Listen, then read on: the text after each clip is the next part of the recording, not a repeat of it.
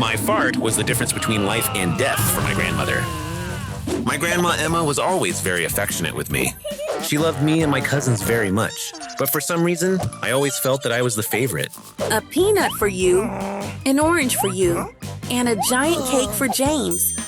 I never imagined life without my grandma Emma until my uncles started to feel jealous of my relationship with her. I've lived with grandma since I was 3 because of a tragedy. When I was a child, my parents asked my grandma to take care of me while they went to a work conference for the weekend. But a terrible accident separated me from them forever. And that's how I became the unexpected baby of the house. Of course, my grandma loved us all equally, but I had lost my parents, so she had to take care of me in every way. My food, school, even wrestling classes. My grandparents gave me everything an orphan child could need, not to mention their unconditional love.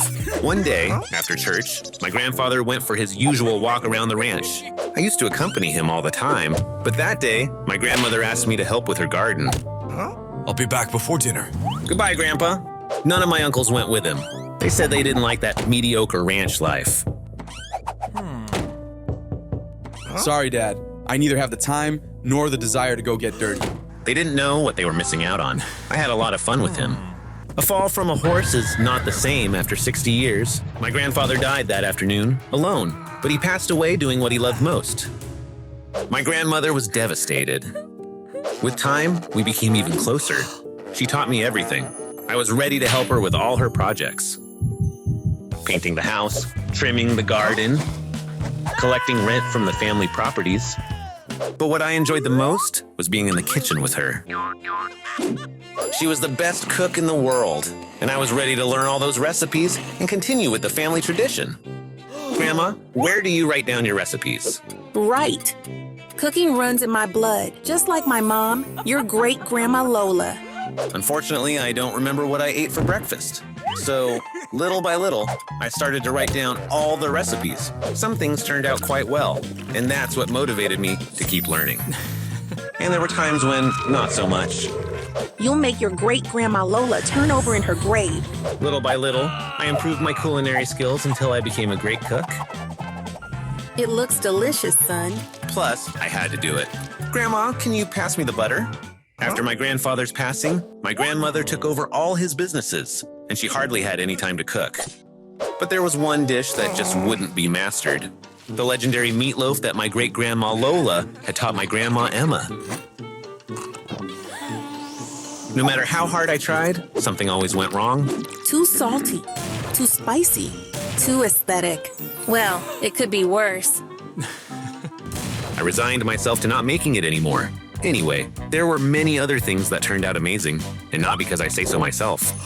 Oh, if only there was someone, some kind soul, who could make me my special meatloaf that my mom used to make. It's the only memory I have of her. No pressure, right?